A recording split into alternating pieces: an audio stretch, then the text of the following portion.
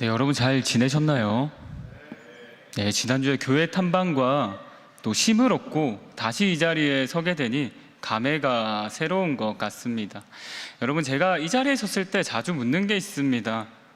여러분 잘 지내셨나요? 라고 묻는데 이거를 조금 구체적으로 제가 여쭤보도록 하겠습니다. 여러분, 한 주간 하나님의 방식대로 잘 살아오셨나요? 라는 질문인데요. 여러 가지 생각이 스쳐 지나갑니다. 그래도 그런 대로 잘 살았습니다 라고 말하는 청년도 있는 반면 조금 낙담하는 청년도 있을 것 같습니다. 그러나 낙담하는 분이 있다면 낙담하지 마시기 바랍니다. 우리에겐 아직 기회가 있습니다. 오늘 주님께서 주시는 말씀을 머리와 마음에 새겨서 한 주간 하나님의 방식대로 살아내는 귀한 청년 되기를 주님의 이름으로 축복합니다. 여러분, 우리나라에 재난이 발생하면 어떻게 움직이는지 아시나요? 네, 국가의 재난이 발생하면 국가에 정해진 매뉴얼에 따라 움직입니다. 대응 지침에 따라 움직이죠. 또 우리 코로나19가 발생했을 때도 재빠르게 나라에서 대응 지침을 발표해서 그 대응 지침에 따라 움직였습니다. 그래서 완벽하지는 않지만 어느 정도 혼란을 줄일 수 있었죠. 그런데 여러분, 재난이 발생했는데 대응 지침이 없다면 어떻게 될까요? 아니, 대응 지침이 없으면 만들어야 되는데 만들 생각도 안 하고, 또 대응 지침이 있는데 대응 지침을 지킬 생각도 하지 않습니다. 그렇게 되면 우리나라의 재난이 찾아왔을 때 아마 안오미 상태에 빠질 것입니다. 반면에 우리가 대응 지침이 있어서 그것을 잘 지킨다면 그래도 나름 질서정연하게 그 문제를 타개해 나갈 수 있습니다. 그런데 여러분, 우리는 자연재해뿐만 아니라 삶 속에서 다양한 위기의 순간들을 마주하게 됩니다.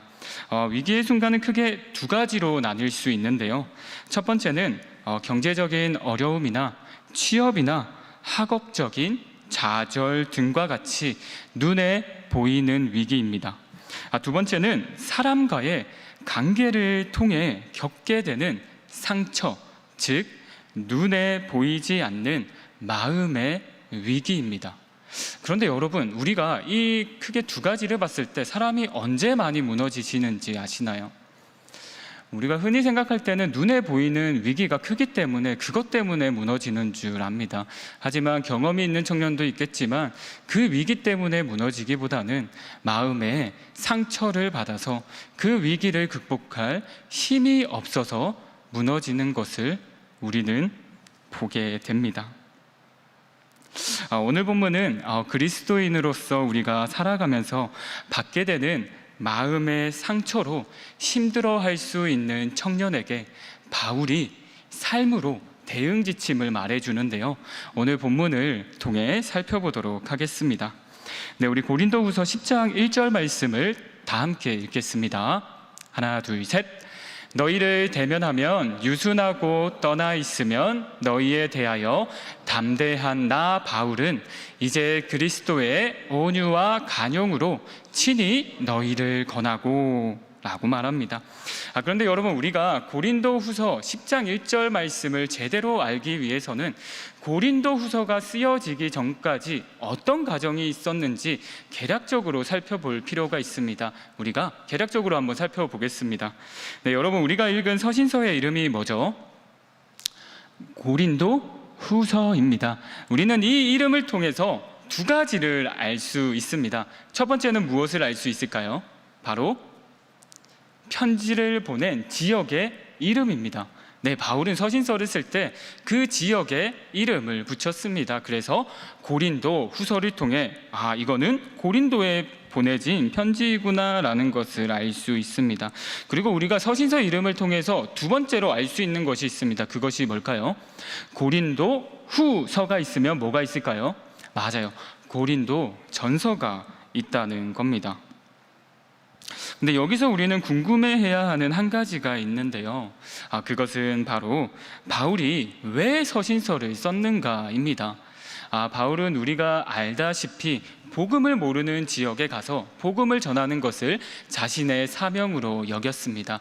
그래서 고린도에서 1년 6개월 동안 섬겼지만 이렇게 어느 정도 자립을 하니까 또 다른 지역으로 가서 복음을 전했습니다. 그러다 보니까 한 곳에서 오래 있을 수 없었죠. 그렇다면 그 고린도 교회에 만약에 문제가 터지게 되면 어떻게 될까요? 바울이 갈 수 있으면 갑니다. 하지만 가지 못할 때는 무엇을 쓰죠? 바로 서신서를 쓰는 겁니다. 그래서 서신서는 이 지역에 문제가 있을 때 바울이 자주 사용했습니다. 그렇다면 이제 우리는 유추할 수 있습니다. 바울이 고린도 지역에 보낸 편지가 무려 몇 개나 있죠? 2개가 있다는 것으로 볼 때 고린도 지역에 문제가 적지는 않았다는 것을 알 수 있습니다. 그런데 고린도 후서를 자세히 살펴보게 되면 고린도에 또 바울이 쓴 서신이 있습니다. 고린도후서 2장 4절에 보면 바울이 고린도 전서를 보내고 고린도후서를 보내기 전에 눈물로 작성한 편지가 있습니다. 그렇다면 도대체 고린도에는 어떤 문제들이 있었기에 고린도 전서도 모자라서 눈물로 쓴 편지를 작성해서 보낸 것일까요? 고린도는 바울이 2차 전도 여행 때 1년 6개월 동안 사역한 곳입니다. 바울이 열정적으로 복음을 가르치고 교회 공동체를 세웠죠. 그런데 바울이 고린도를 떠나니 거짓 교사들이 들어왔습니다. 그리고 거짓 교사들이 바울이 전한 복음에 회방을 놓기 시작했고, 그것도 모자라서 바울의 인격을 모독하기 시작했습니다. 유언비어를 퍼뜨렸습니다. 그래서 바울은 자신이 전한 복음이 제대로 적용되지 않음을 염려하면서 고린도 전서도 보내고요, 또한 그 문제를 해결하기 위해서 눈물로 쓴 편지들도 보냈습니다. 이렇게 편지를 보내니 몇몇 사람들은 다시 바울이 원하는 대로 돌아와서 용서를 구하기도 했습니다. 그러나 다 돌아온 것은 아니었습니다. 몇몇은 여전히 바울을 의심하고 바울이 전한 복음에 대해서 회의감을 가지고 있었죠. 이에 바울이 어떤 마음이겠습니까? 이 사람들이 복음을 제대로 알아야 되는데 라는 마음으로 포기할 수가 없었습니다. 그래서 고린도 후서를 써서 보냅니다. 고린도 후서의 내용은 대략적으로 3가지로 나뉩니다. 첫 번째는 그 복음을 듣고 용서하는 사람들과 화해를 이루는 편지고, 또 너희가 화해를 이루고 정말 믿는 사람이라면 예루살렘 교회가 힘든데 구제에도 힘써야 되지 않겠느냐라는 또한 내용이 있고요. 마지막은 바울이 자신의 복음에 대해서 회방하는 것들과 나의 사도권에 대해서 반론하고 사랑으로 품는 말들이 적혀 있는 부분입니다. 오늘 우리가 읽은 부분은 어떤 부분일까요? 바로 3번째입니다. 바울에게 오해가 쌓였을 때 그 오해에 대해서 바울이 풀어 나가는 겁니다. 우리는 바울이 이 오해를 어떻게 풀어 나가는지를 통해서 하나님의 방식을 배워보도록 하겠습니다.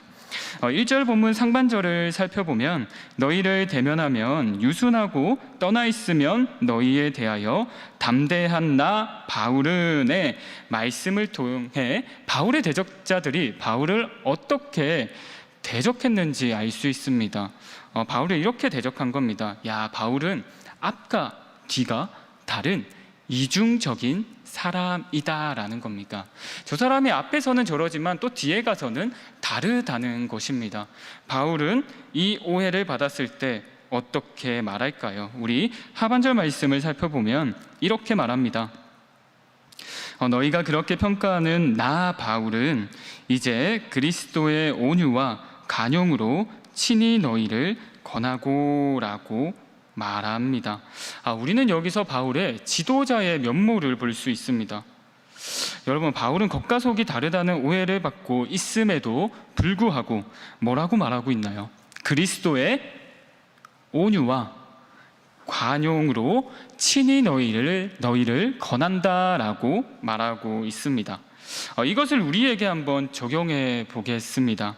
여러분들이 바울과 같이 이름도 없이 빚도 없이 직장에서, 학교에서, 또 교회 안에서 삶으로, 말로 복음을 열심히 전하며 부족하지만 진짜 그리스도인으로 살기 위해 노력했습니다. 그런데 어떤 사람이 다른 사람에게 이상한 말을 듣고 여러분을 오해하여 비난하는 상황이 벌어졌다면 여러분은 어떻게 대처하시겠습니까? 사실 정상적인 사람이라면 이 무고한 비난과 배신 앞에 울분이 솟구치는 것이 당연합니다. 하지만 바울은 달랐습니다. 마음을 지키기 힘든 이 상황 가운데서 그 사람을 비난하기에 앞서 그리스도의 온유와 관용을 유지한 상태로 권면합니다.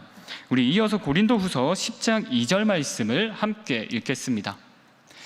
또한 우리를 육신에 따라 행하는 자로 여기는 자들에 대하여 내가 담대히 대하는 것 같이 너희와 함께 있을 때에 나로 하여금 이 담대한 태도로 대하지 않게 하기를 구하노라. 아멘.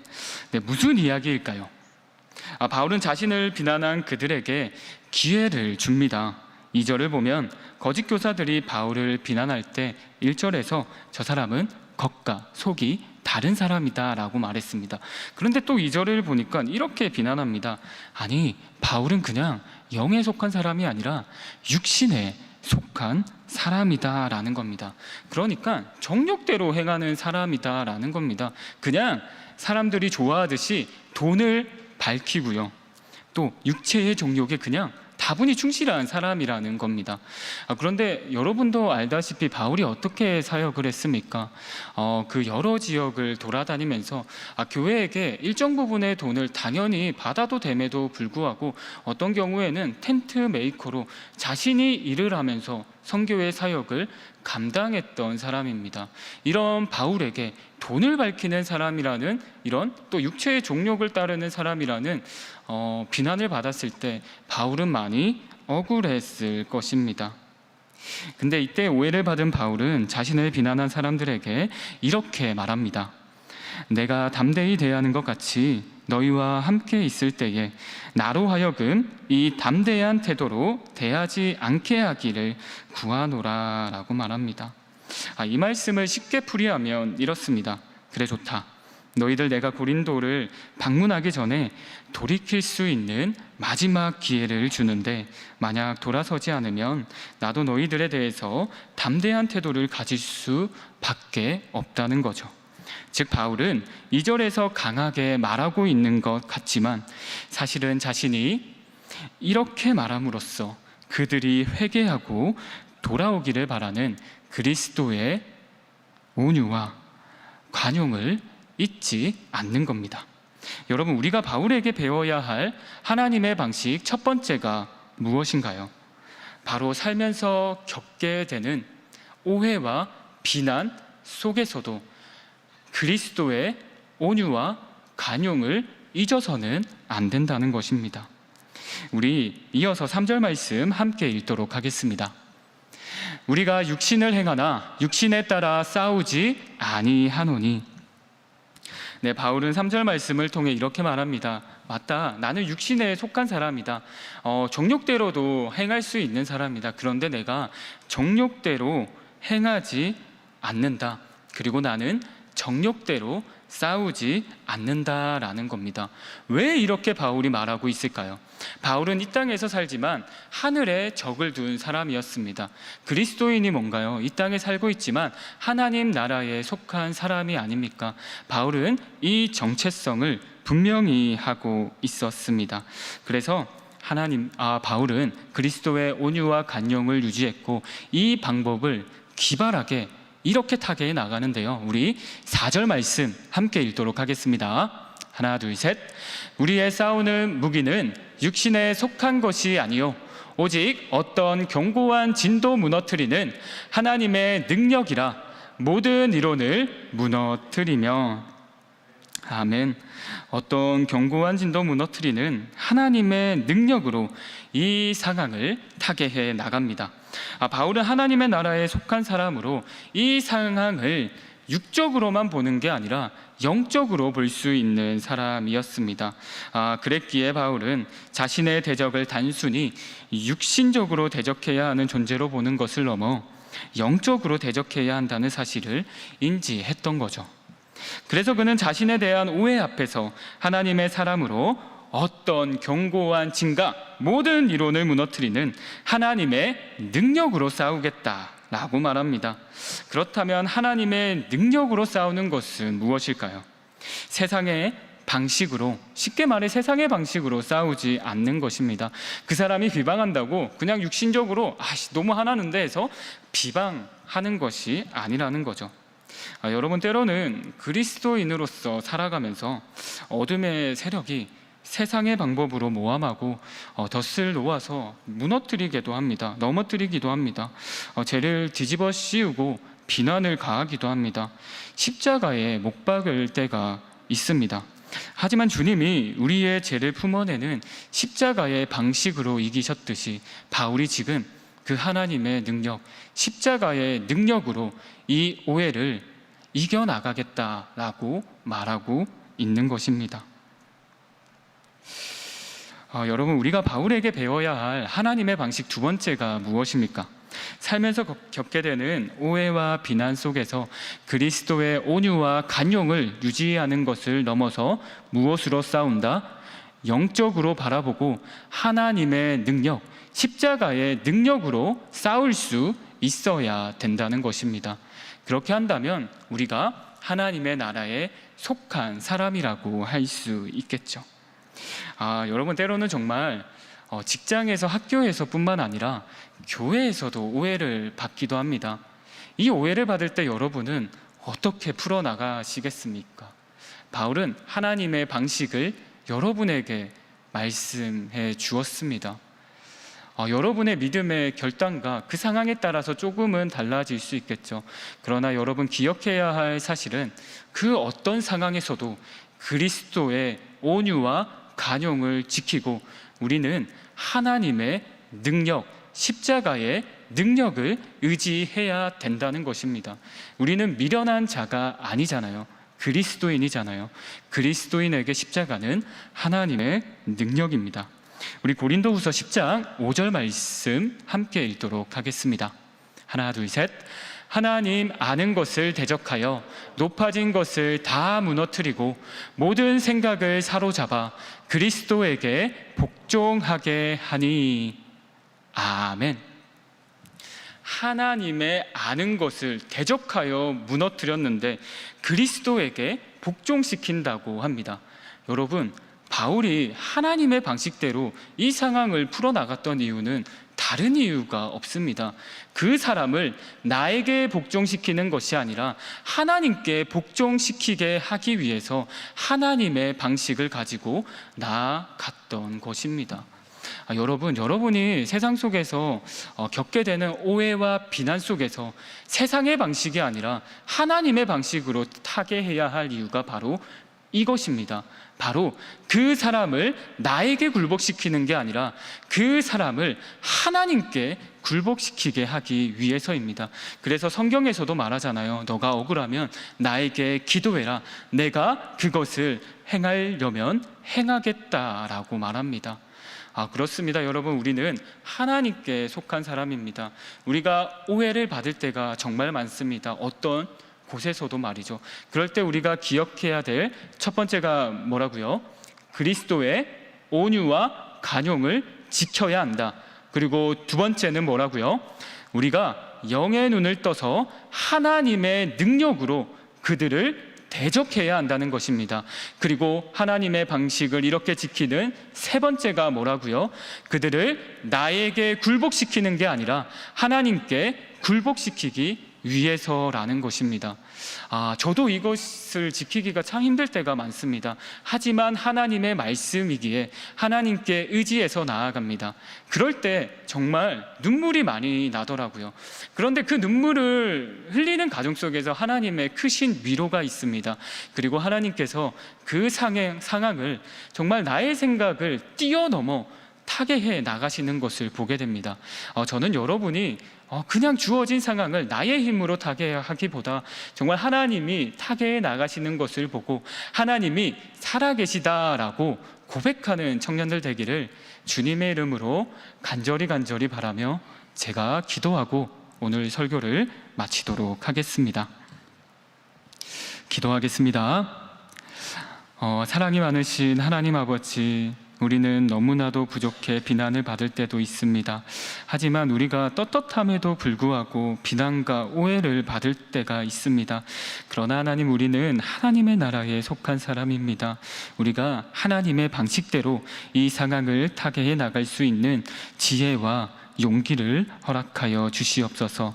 한 주간도 부족하지만 하나님께서 우리와 함께 하시고 모든 것들을 이루어 나가실 것을 고백하며 살아계신 우리 주 예수님의 이름으로 기도드립니다. 아멘.